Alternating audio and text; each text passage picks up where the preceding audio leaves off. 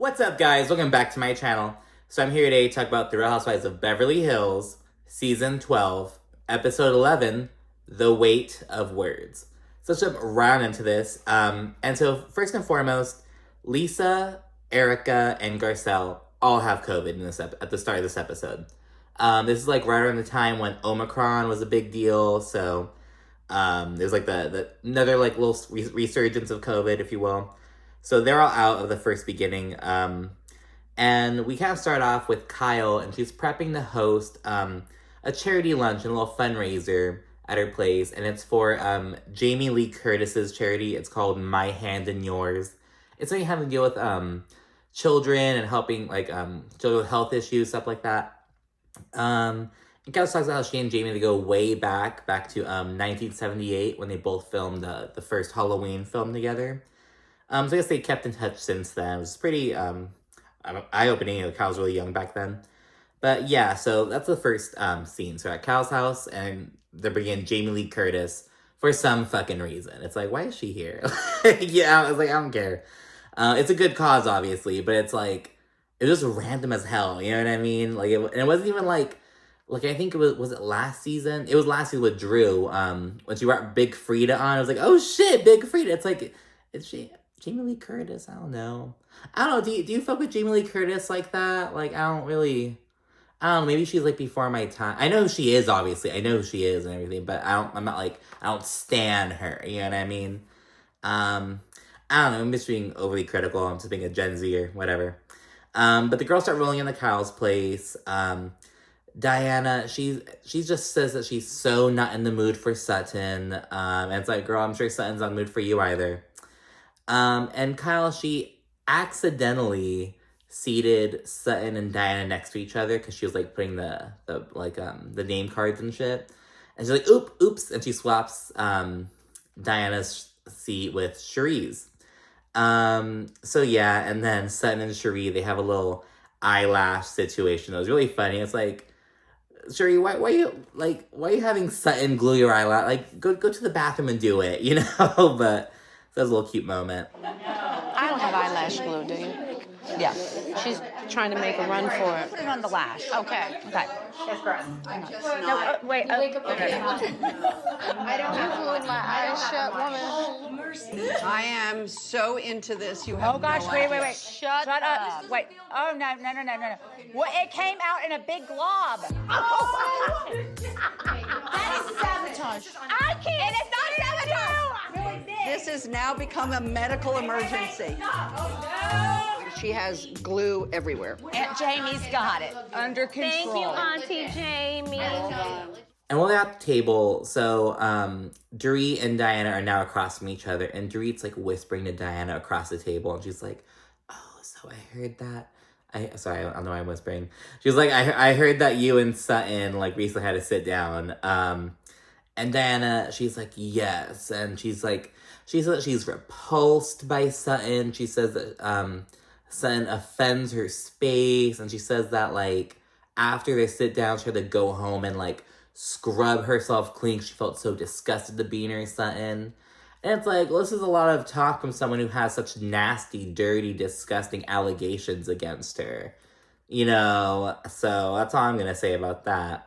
It's like, what do you think of people who have to be in your presence with all these alleged, you know, things against her? But that's neither here nor there. And then Jamie, she starts kind of showing her merch. She's like, all right, so here's what we're selling through the My Hand in Yours charity, the items that we're selling to kind of raise funds.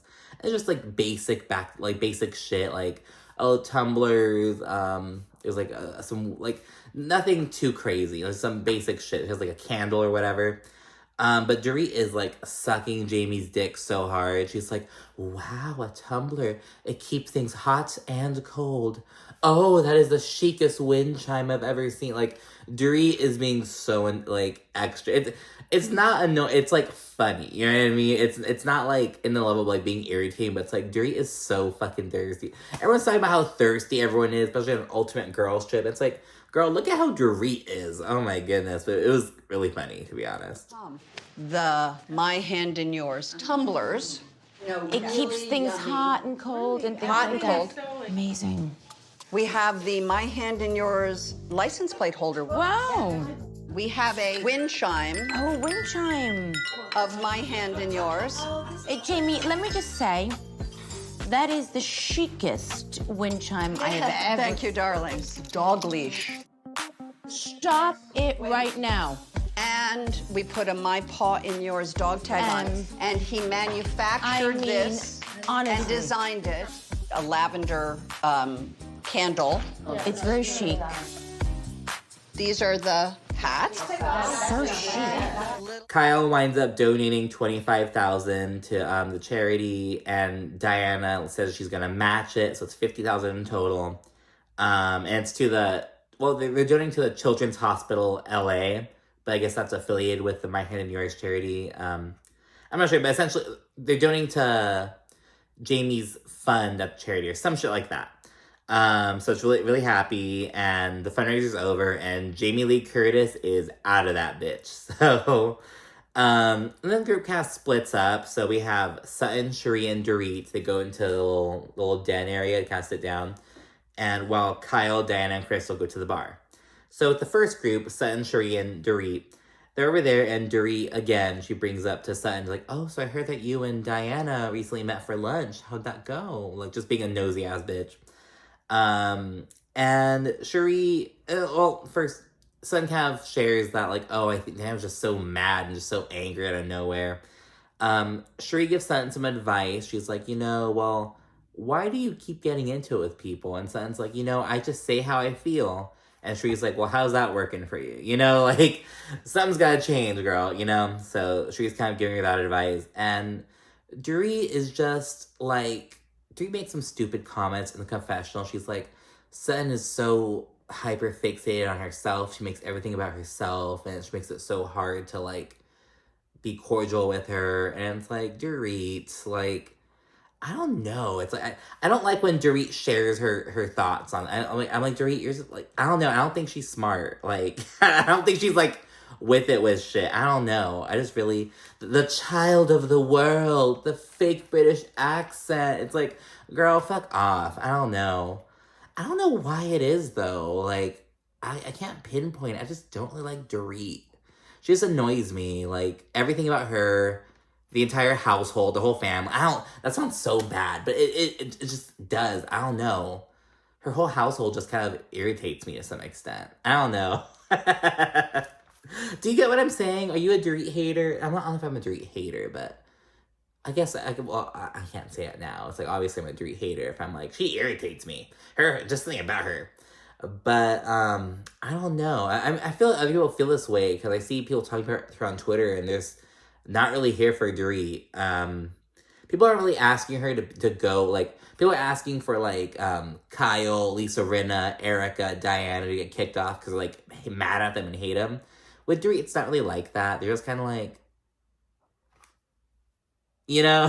but, yeah. And meanwhile, we have Kyle, Diana, and Crystal. They're at the bar, and, ladies are kind of discussing Crystal recently opening up on Instagram, because the day before, Crystal made her post where she was really opening up about her eating disorder and how she's been struggling with it since she was 11, and she's really opening up to the world about her ED. And Kyle needs to ask some tough questions, as Crystal puts it, and this gets more focused on later on, but it's just kind of like, why can't we just let people open up without, like, bombarding them with all these questions and with all this, like, it's like, it's so irritating. Like, I don't know. It's like, I personally don't like opening up about shit like that, like, my emotions or something like that. I'm a Scorpio moon. I just don't fuck with that. But a big part of it is just, like, once you do, it's like people just grasp onto that, and it's like, you're forced to talk about it for the next, like, however many interactions, and it's just really annoying to me. I'm just kind of like, why can't we just celebrate that she's opening up to the world, sharing her story, trying to help others, and without, again, just bombarding her with all these questions. Because Kyle's like, oh, so, like, do you, Kyle basically asks if Crystal's, like, anorexic or bulimic. It's, like, not in those exact words, but she's essentially like, oh, so do you, like, not indulge in the food, or do you, like, indulge in a little bit and throw that up. Like, it's really straightforward. And Kyle's like, oh, well, I'm asking these questions because I've been there. Because Kyle had her own eating disorder back when she was younger.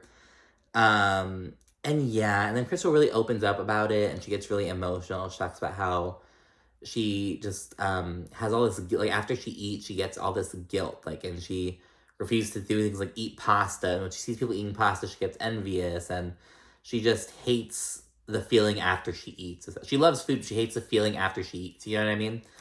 It's really emotional, and so yeah, she's really bearing all. My eating disorder started when I was 11. I remember every school picture. I was in the back middle, always. It's one thing to be the tallest girl, tallest kid in class, but also looking different as a minority just makes it even that much more apparent. And I worked very hard to accept how I look and appreciate it, and it's so hard. Then after that, the groups relink up. They're all kind of in the same area now. Kyle immediately tries playing producer. She straight up asks the other group, "Oh, so what were you girls talking about while we were over there?" Like, because Kyle knows they're going to be talking about Sutton. Like, I don't know. Kyle's really, people talk about, like, ghost producing on the show and, like, behind the scenes string pulling. Kyle is so blatant with it at this point. Like, this bitch, after being on the show for 12 years and shit, this bitch, like, I don't know, man. Kyle's getting a little too comfortable. And so it's kind of awkward for a second because Sutton and Dorit confirm, like, yeah, we're talking about the lunch. Then Sutton, she says that she thinks that she and Diana just aren't really in a space right now to be friends. She's like, I don't think Diana's ready to receive anything from me. I don't think she's ready for that. And in turn, Diana, she does confirm that she's right. Diana's kind of just, I just want to be left alone right now. And then Diana proceeds to open up more about her recent miscarriage. Talks about how, like, she went to Mexico just so she can kind of avoid thinking about it, because I guess it was around the time of when, I think she said that the baby's would-be due date was coming up, and so she wanted to kind of distract herself from that. So that's why she went on the trip to Mexico. And when she went there, she got all the drinking she did. It kind of had an effect on her body.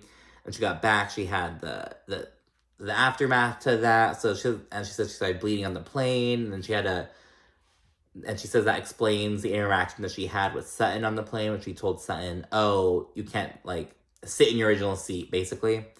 So Diana's kind of opening up about that. She's kind of shedding more light on the situation and her health issues. Sutton, she takes accountability. Crystal says that what Sutton says is beautiful, because Sutton's like, Sutton doesn't apologize. She's like, I acknowledge that I am responsible for, she said, like, 95% of the issues that they have. And I'm like, okay, that's a little bit generous, Sutton, but Sutton does take accountability, and she kind of says, I'll give you your time, your space. If you ever want to talk about stuff, I am here, but I'll give you your space. So they kind of call a truce, they're like, we'll go on timeout for now. And so it seems as though she and Diana are kind of putting their knives away for now, And then that is the end of the event. We have a quick little scene with Lisa and Erika, who, again, both have COVID right now. They're on FaceTime, and so I guess this recent article had come out, and it was on Erika and Tom's bullshit. It's like, Erika says that it was like a recycling of, like, the old bullshit, just basically churning out another article to keep fans interested. Then Erika proceeds to kind of touch on Tom's dementia. She says that Tom reached out to her because he found she had COVID. And Erika's like, on some phone calls, Tom is very lucid, he's very aware. And on other phone calls, he doesn't know who I am. So yeah, and Erika also talks about how she's unable to get divorced at the moment. She's legally separated, but she, like, just cannot get a divorce now. There's too much legal bullshit going on. But she said it's okay, because if she were to get divorced, she would have to pay Tom alimony. Isn't that funny how it turns table like that? Like, damn. But anyways, and then we see Diana. She's prepping to host a little Christmas party. Nothing too much to talk about there. She's transforming her house like a winter wonderland kind of thing. And we see the return of Kathy Hilton. She's having Kyle over at her place. They're just kind of chilling, talking, catching up. Nothing, just sister shit. Nothing too crazy. They're having a baked potato with caviar for lunch. Like, that is the entree. And Kyle's just like, okay. Do you think you have enough caviar there? I'm doing it like they do at Caviar Caspa in Paris. I've never seen one person that had that much caviar in my whole life. I mean, I guess if you're pouring thousands of dollars of caviar on top, it's gonna be a meal. You're gonna be full. I am? Yes. Now, the last scene is Diana's Christmas party. All the girls are going to attend except for Dorit and Sutton because they both have COVID at this moment. So, Lisa, Erika, and Garcelle are cured of COVID at this point. They got better. But Sutton and Dorit are now under the weather. Because, again, it's Omicron's raging right now. So, the ladies are rolling in. Erika is clearly already lit. And she does admit that you can just tell already. Then, like, a little bit later, she admits that, like, she had some champagne to, like, pregame. You can totally tell, though, like, oh my gosh. And she's trying to drink more. She's immediately, like, because, you know, like, when you go out, and if you, like, didn't pregame, you might take a little bit longer to get a drink, just, like, kind of check, film things out. But if you fucking pregame, once you get to the club, you're like, let me get another drink. Like, you're ready to go. You know, you're ready to fucking drink some more up in that bitch, you know? That's how Erika is. She gets there, and she's like, I need a drink now. Let's go to the bar. Like, she's so hyped to drink more. But despite that, you know, right now it's a good, chill vibe. The leaves are rolling in, and it's really chill at this moment. Garcelle then arrives, and she has this big old, like, little unicorn stuffed animal. She got it for Diana's 1-year-old. And she says that she and Diana haven't spoken since Garcelle's birthday party, but she's gonna play nice, you know, and basically give Diana the respect that Diana didn't give Garcelle. And then everyone's just there. And again, remember, Crystal had just opened up about her eating disorder on Instagram. Garcelle sees Crystal, and they're just kind of talking. And Garcelle's like, oh, you know, you look thin. And Crystal says thank you. And she's kind of talking about, like, oh, I don't feel like it, though. But Garcelle's like, no, just say thank you and just know that you look thin. And people on Twitter, like, were really upset by that. They're like, are we not going to talk about how Garcelle just told Crystal that she looks thin? And, like, oh, how could she... And granted, it's like, yeah, she should have said, oh, you look good, you look great, you look hot, you look sexy, you look fine, you know, like, whatever. But it's, like, thin, but it's, like, Crystal wasn't upset. Crystal took it, like, she was like, thank you, you know. She said thank you for that, you know, because Garcelle was giving the reassurance. She's helping her be like, you know, you look great. Of course, Garcelle probably should have said you look great instead, but people were really upset by that, and it's, like, I saw that on Twitter before I saw the episode. But when I saw the episode, I was like, it wasn't even that, like, bad. Like, Crystal, like, didn't care. You know what I mean? Especially in the context of, like, what Erika does later on. It's like, how are you going to talk about Garcelle when Erika just... It was like, people are so fucking upset about Garcelle, like, being liked. Like, Garcelle being, like, the fan favorite. Garcelle and Sutton are, like, the fan favorites. And they're so, like, upset by that. And it's like, bitch, why? Like, they're trying to make something out of nothing. You know what I mean? And it's, like, really fucking stupid. Just so you know, it's, like, people are really dumb about that. But it like, wasn't even that bad. Crystal wasn't put off by it. Again, Crystal was like, oh, thanks, but I don't feel like it. But Crystal was like, no. Just say thank you and keep it tracking and just know that you look thin. And Crystal said thank you. She said thank you for that. She didn't seem to take it any one which way. Didn't say anything in the confessional. Nothing. So, but you're just trying to make a problem out of nothing. But anyways... I want to talk about that. And then Erika, who was right there with them, she was to ask about Crystal's eating disorder a little bit. She kind of, just again, kind of like Kyle, just prying, again, asking about this, her eating disorder. And it's just like, again, why can't we just applaud her for opening up about it, educate ourselves, and help, you know, applaud her for educating the masses. And just, you know what I mean? It's like, why do we have to, like, go to her and ask all these fucking questions? It's like, that's why I don't fucking like opening up like that. It's like, it really sucks. It's like a deterrent. And it's like, do you get what I'm saying? It's like, I just feel like people, when someone opens up about something, they can't just say, like, oh, I support you, I'm here for you. They have to, like, oh, want to ask all these questions. And some people have the tact and know to, like, okay, I shouldn't ask all these questions right away, you know, see if they come organically and stuff, but I don't know. And then Erika basically asked Crystal, like, oh, well, so do you, like, deny yourself the food? Do you eat and just feel bad? And Crystal's like, I always eat the food and I feel bad afterwards. Then Erika's like, oh, Erika again basically asks Crystal, she essentially asks Crystal if she's bulimic or anorexic, and she's like, you know, Erika's like, rather than throwing up, I would just rather take a laxative. I would just take laxatives. And then Erika, she later says, while you'd rather vomit it out, I'd rather just poop it out. And it's like, it's disgusting. Garcelle's like, wow. And Crystal is also like, wow. You know, it's like, what? And it's like, that is, you know, this, oh my goodness. It's just disgusting. Very uneducated, very ignorant. Let me be really ignorant for a second. Really beautiful. Is it like you eat it and feel guilty, or you deny yourself eating it? I'm just curious. I eat it and feel bad. Ah. I want to get rid of it. Like, I can't Yeah. Can't hold it. I can't be with it, no. Wow. I always, I get that. okay. Well, I always think take laxatives and get rid of it. Wow. Wow. Just think I'm about going to it. be really gross right now. Yeah. But as you would vomit it up, I would rather poop it up. Oh, right. But after saying that, Crystal's like, you know, in a confessional, she's like, I don't know if Erika's trying to be helpful or if she's just super drunk, but yikes. But she's still talking to Erika at this point. She's not like, she's giving Erika some grace, it seems, in the moment. A waiter comes around with like a little appetizer, and it's like a little bowl of like buffalo ranch, and it has like a chicken tender on top. It's like presented as that. And then Erika gets it, and then she tells Crystal, oh, you can't have this. It's a chicken tender. You can't eat this. And it's like, wow. And it's like,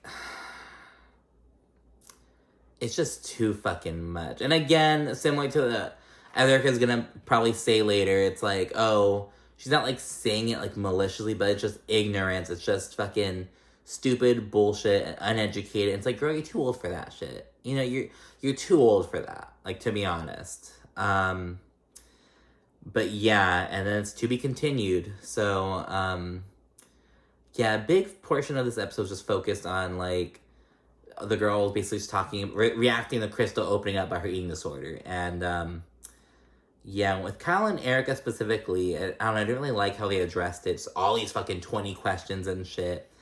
People on Twitter were finding something to be mad at Garcelle about. I didn't feel like it was in the same kind of boat, you know what I mean?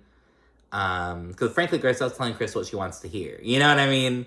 But Erika and Kyle, I feel like they were just prying, and with Erika especially, it was just way too far. Again, the laxative comment is actually very dark. It's almost as though she's giving someone with an eating disorder advice on how to, like, continue with have her eating disorder in a different way, essentially. Because, you know, using laxative is a form of, like, an ED, you know, it's laxative abuse.